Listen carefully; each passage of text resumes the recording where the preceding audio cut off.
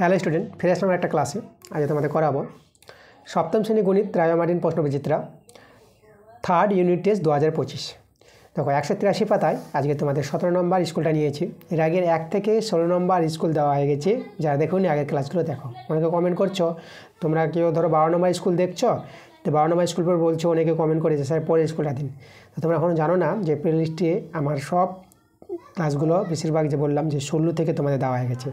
আমার চ্যানেলে ভিজিট করো, প্লে লিস্টে যাও, প্লে লিস্টে গিয়ে ওখানে তোমাদের যে ক্লাস 7 ম্যাথ রায় মার্টিন প্রশ্নবিচিত্রা থার্ড ইউনিট টেস্ট বলে দেখবে, প্লে লিস্ট তৈরি করা আছে। সেখান থেকে গিয়ে তোমরা সবগুলো স্কুল দেখতে পাবা, ঠিক আছে? আচ্ছা, আমরা দেরি করবো না, আজকে ক্লাসের অঙ্কগুলো আমরা তাড়াতাড়ি শুরু করে দেবো। তোমরা তাড়াতাড়ি করে ভিডিওতে লাইক করে দাও, ভিডিওটা বন্ধুদের কাছে শেয়ার করে দাও। চলো আমরা দেখে নিই আজকের 1 নম্বর প্রশ্নটা কী বলছে। 4 টাকার 5/8 অংশ কত টাকা কত পয়সা? তাহলে দেখো 4 টাকার বলেছে, তো এটা গুণ করে দাও, কাটাকাটি দেখো 4 দিয়ে 8, তাহলে আমাদের এত টাকা আসছে এটা, তাই না?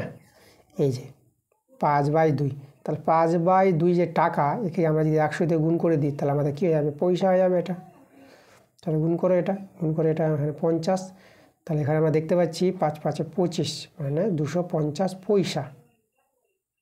এই যে 250 পয়সা পেলাম সরল করে, তাই এটাকে আমরা 200 পয়সা মানে 2 টাকা, এই যে 2 টাকা আর এদিকে 50 পয়সা, 2 টাকা 50 পয়সা আমরা বলতে পারবো। এটা আমাদের অ্যান্সার। যাবো পরের প্রশ্নে, 2 নম্বর প্রশ্ন দেখো। কে এর কোন মান বা মানগুলির জন্য এই যে আমাদের আছে এটা পূর্ণবর্গ হবে। দেখো পূর্ণবর্গের কথা বলেছে, তাহলে আমাদের পূর্ণবর্গ দেখানোর জন্য এইভাবে করতে হবে। দেখো রাশিটাকে আমি টুকে নিচ্ছি। রাশিটা আমাদের কাছে আছে c² প্লাস, দেখো পূর্ণবর্গ করার জন্য আমরা কি জানি যে দেখো প্রথমে আমরা টুকি আগে, ঠিক আছে? এই যে আমাদের এটা আছে তো। আচ্ছা, এখানে আমরা এক কাজ করি, এখানে বর্গমূলটা করে নিই। তো 1 বর্গমূল 1 আর 9 বর্গমূল 3 বর্গমূল করে দিলাম। এক্ষেত্রে পূর্ণবর্গ দেখাতে হবে। পূর্ণবর্গ দেখানোর জন্য লক্ষ্য করো c² প্লাস 2ab, বিটা দেখো আমরা এখান থেকে বি কত পাবো? বিটা আমরা এটা এই যে 1/√3 পাবো, কিন্তু লক্ষ্য করো এখান থেকে বিটা এই যে 1/√3 প্লাস এই যে দেখো 1/√3 তার হোল স্কোয়ার। 1/3কে বি স্কোয়ার বানালে এভাবে করতে হবে 1/√3, এখানে বোঝার ব্যাপার আছে, কারণ √3 স্কোয়ার 3 হবে। এটাকে সলভ করে দেখো এটাই পাবা। তাহলে বিটা কিন্তু এখান থেকে তৈরি হবে 1/3 যা আছে 1/√3 দিয়ে হোল স্কোয়ার করতে পারবা এটাকে। তা বি পেয়ে গেলাম 1/√3। তাহলে এটা কিন্তু আমাদের দেখো পূর্ণবর্গ, এই যে a² plus 2ab plus b square. তাহলে এখানে এটার সঙ্গে এটা মিললো, আর এটা তো এটাই আছে, তাহলে মাঝেরটার সঙ্গে মাঝেরটা সমান করে দাও। এই যে kc সমান এটা সমান 2c.1/√3, c কেটে দাও। তাহলে এখানে k এর মানটা তোমরা কত দেখতে পাচ্ছ? 2/√3। আচ্ছা, আমরা তো k এর মানটা আরেকটা পাবো, কারণ সূত্রটা -2 হয়, এখানে -2 করতে পারবো। যদি এখানে মাইনাস থাকে দেখো, তাহলে kc সমান এটা -2 লিখতে পারবো আমরা, কারণ একবার +2 হয় একবার -2 হয় সূত্রটা। এটা হচ্ছে a + b হোল স্কয়ার সূত্র। একটা মাইনাস যদি এখানে মাইনাস হয় তাহলে a - b হোল স্কয়ার সূত্র। তাহলে যে মাইনাস থাকে তাহলে -2.c1/√3 এটা লিখতে পারবো। c কেটে দিলাম, তাহলে এখান থেকে k এর মানটা তোমরা দেখতে পাচ্ছ -2/√3। তাহলে k এর মান দুটো, ঠিক আছে? তাহলে k এর কোন মানের জন্য দেখো প্লাস মাইনাস বলবো 2/√3, তাহলে +-2/√3, এটা কিন্তু অ্যান্সার, k এর মান এটা। 3 নম্বরটা, দুটি সমান্তর সরলরেখার ছেদকের একই পাশে অবস্থিত অন্তস্থ কোণ দুটির সমষ্টি তোমাদের জানতে হবে 180 ডিগ্রি। সমান্তর সরলরেখা এখানে দেখা যাবে, এই যে সমান্তর সরলরেখা, এই যে আমাদের ছেদক। তাহলে ছেদকের একই পাশে যে দুটি যে অন্তস্থ কোণ আছে, এই কোণটা এই কোণটা, এই দুটো কোণের যোগফল হবে 180 ডিগ্রি। একইভাবে এদিকেও বাবা এই কোণটার যোগফল 180 ডিগ্রি, ঠিক আছে? আচ্ছা, 4 নম্বর প্রশ্নটা, এর মান বের করতে বলেছে না? দেখো এর মানটা তোমাদের এখানে করে দেখাচ্ছি। এই যে বর্গমূল করো, 1 বর্গমূল 1, 4 বর্গমূল 2 প্লাস 1 বর্গমূল 1, 9 বর্গমূল 3 মাইনাস 1 বর্গমূল 1, 16 বর্গমূল 4 মাইনাস 1, 25 বর্গমূল 5। এখানে ভগ্নাংশ যোগ বিয়োগ করে নাও। লসাগু 2 3 4 5 লসাগু। তাহলে এখানে লসাগুটা দেখো এভাবে করো, 2 3 4 5, কী দিয়ে লসাগু করো? 2 দিয়ে যাবে। দেখো দুটোকে গেলেই 2 দিয়ে যাবে, তাহলে 1 3কে গেল না, নামিয়ে দিলাম। 2 দিয়ে 4, 5কে গেল না, 5 নামিয়ে দাও। এখানে কী দিয়ে যাবে? এখানে কিন্তু আর যাচ্ছে না, দেখো 3 2 5 আলাদা, তাহলে আর গেল না লসাগু। গুণ করে নাও, 2 3 6, 6 দিয়ে 12, 12 5 60, লসাগুটা কিন্তু আমরা 60 পেয়ে গেলাম। আচ্ছা, এটাতে ভাগ করো, এটা ভাগ করে এটা 30, এটা পেয়ে যাবো 20, এটাতে ভাগ করবা, এটা পেয়ে যাবো 15, এটাতে ভাগ করবা, এটাতে ভাগ করে এটা পেয়ে যাবো 12, 20 30 20 যোগ করে এটা হয়ে যাবে 50, আর এটা দেখো এটা -15 আর -12, এটা কত হবে? এটা এখানে যাবে -27 হয়ে যাবে, ঠিক আছে। আর নিচে কত আছে? 60। তাহলে 50 থেকে 27 বিয়োগ করবা, এটা তোমরা পেয়ে যাবা 23/60। এটা কিন্তু আমাদের অ্যান্সার। আচ্ছা, সরলতা মান বের করতে বলেছিল এর, আমরা কত পেয়ে গেলাম? 23/60 পেয়ে গেলাম। আচ্ছা, বিয়োগ করতে বলেছে, এত থেকে এত বিয়োগ। আচ্ছা, বিয়োগটা দেখো,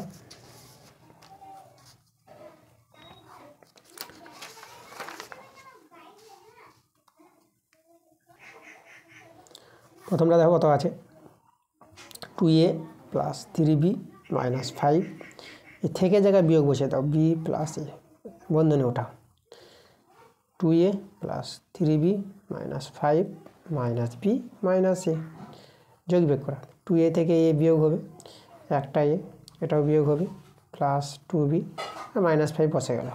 দেখো এই অ্যান্সার কিন্তু এটাই কিন্তু আমাদের অ্যান্সার। চলো পরের প্রশ্ন চলে আসবো, 5টা হয়ে গেলে বা 6 নম্বর। এর সরলতম মান নির্ণয় করতে বলেছি। চলো এটাও সহজে হয়ে যাবে, সূচকের অঙ্ক আছে। দেখো এটাকে তোমরা এইভাবে করো, 2 এর পাওয়ারে 6 আছে, 3 এর পাওয়ারে 5 আছে, 6কে ভেঙে নাও, 6কে আমরা 2 × 3 এটা লিখতে পারবো, পাওয়ার আবার 5 আছে, 2 এর পাওয়ারে 6, 3 এর পাওয়ারে 5, এটা 2 এর পাওয়ারে 5, 5টা দুজনের পাওয়ারে হয়ে যাবে, আর 3 এর পাওয়ারও 5 হয়ে যাবে এখানে, 3 এর পাওয়ারে 5, 3 এর পাওয়ারে 5, এটা কেটে দাও, আর এটাও কাটাকাটি হবে, 2 এর পাওয়ারে 5, 2 এর পাওয়ারে 6, তাহলে এখানে 2 রেখে দেবো, যেখানে বেশি সেখানে 2 রেখে দাও, পাওয়ার বিয়োগ করে নাও, 6 থেকে 5 বিয়োগ করলে 1, পাওয়ারে 1 মানে 2 শুধু, তাহলে অ্যান্সারটা কিন্তু আমাদের 2। পরের প্রশ্নে চলে যাব। আচ্ছা, এরপরে দেখো 7 নম্বরটা, ABC 3টি অনির্দিষ্ট বীজগণিতের সংখ্যা ক্রমিক সমানুপাতি হলে 3টি সংখ্যার মধ্যে সম্পর্ক নির্ণয় করো। তো এরা ক্রমিক সমানুপাতি বলে দিয়েছে, তাই তো?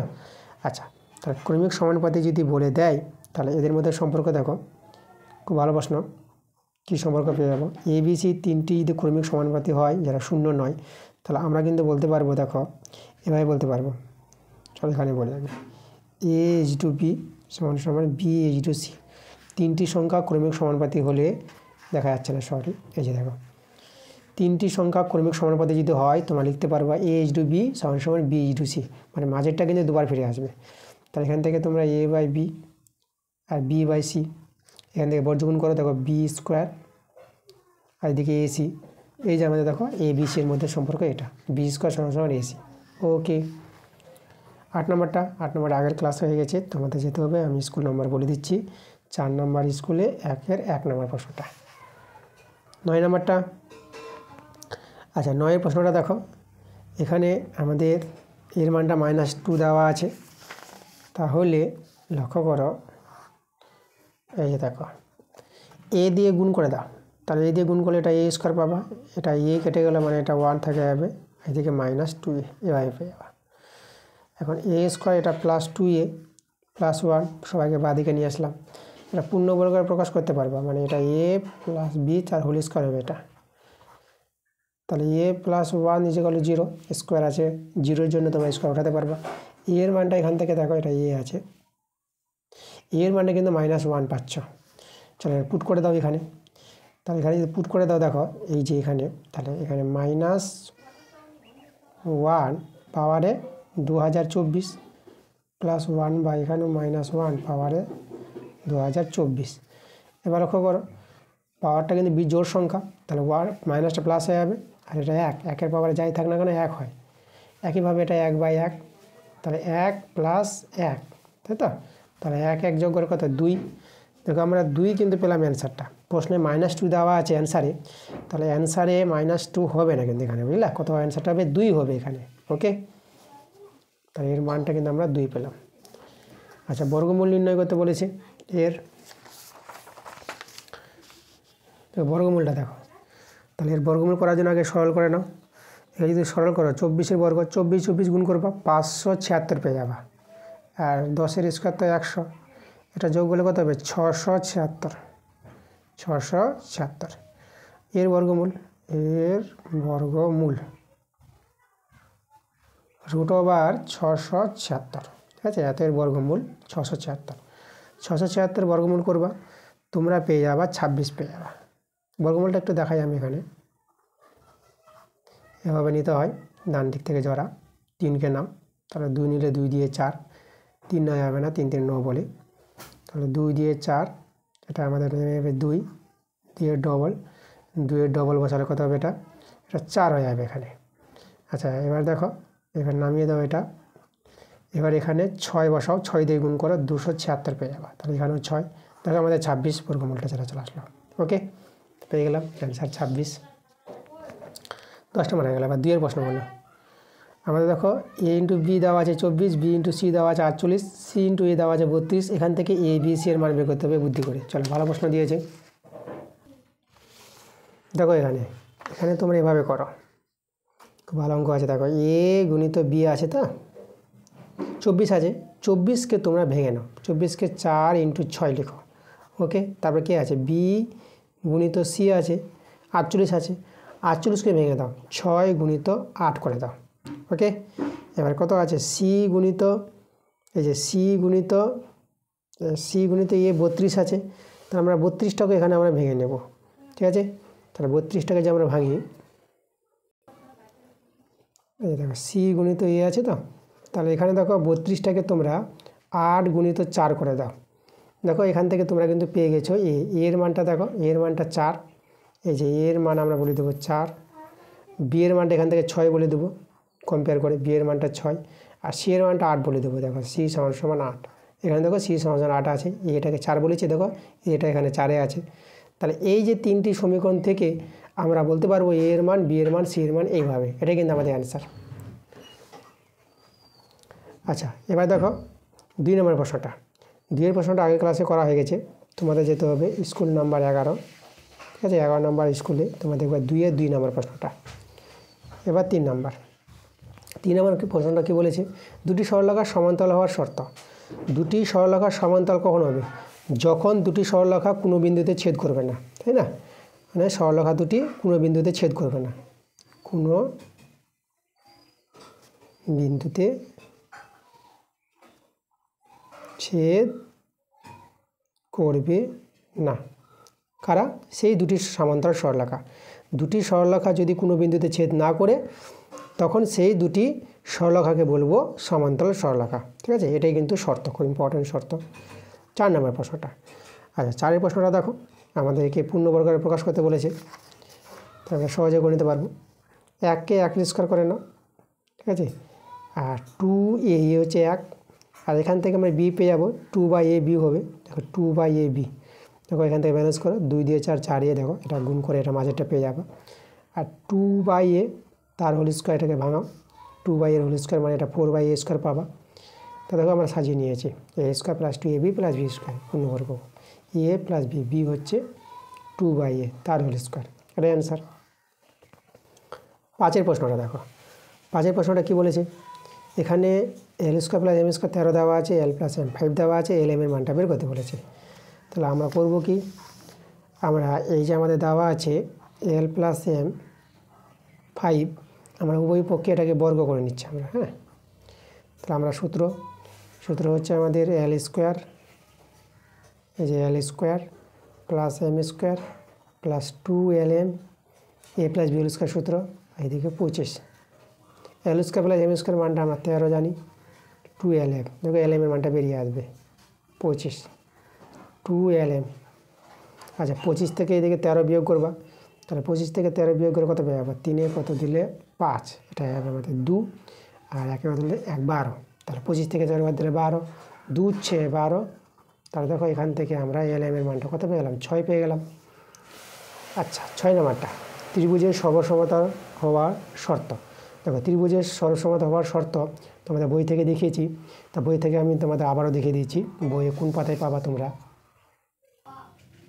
দেখো তোমরা চলে যাবে পেজ নাম্বার 126 পাতা, এখানে ত্রিভুজের সর্বসমতার শর্তগুলো দেওয়া আছে, এখান থেকে তোমরা শর্তগুলো লিখে নেবা। একটু বড় প্রশ্নগুলো তোমাদের খুব তাড়াতাড়ি চলে আসবে। আমাদের শেষের দিকে অবজেক্টিভগুলো 1 মার্কের 2 মার্কেরগুলো আমাদের শেষ হয়ে আসছে। এগুলো শেষ হয়ে গেলেই তোমাদের বড় প্রশ্ন শুরু হয়ে যাবে। আর এই ক্লাসটা যদি ভালো লাগে অবশ্যই তোমাদের ভিডিওতে লাইক এবং ভিডিওগুলো বন্ধুদের সাথে শেয়ার করে দিতে হবে। এখন পরের ক্লাসটা খুব তাড়াতাড়ি চলে আসবে। তোমরা সবাই ভালো থাকো।